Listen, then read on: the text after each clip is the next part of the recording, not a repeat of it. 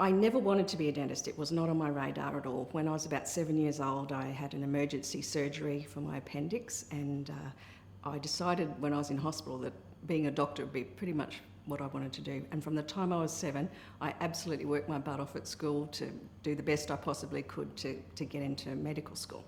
And when I was in grade 12, my maths teacher said to me, Anne-Maree, what if you don't get into medicine? Would you like to think about being a dentist? And I said, I don't want to look down people's mouths the rest of my life, So it just was not on my radar. Anyway, things happen as they do, and I just missed out on getting into medical school, and I did get into dentistry. And I'm one of those people who is able to embrace whatever challenges come or changes. So it was a complete reversal of where I had intended to be. But I closed that door to medical school, and I then concentrated on doing the best I possibly could for my future dental patients. And the reality is, I've always liked the saying that if you shoot for the moon, you're going to end up among the stars. And I just landed on my feet. I absolutely love being a dentist. It feeds my soul.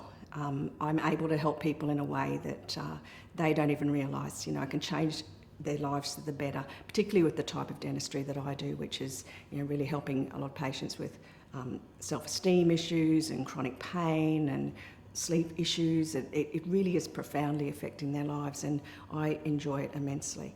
And on top of that, my parents were both teachers, and they always said to me, you don't want to be a teacher.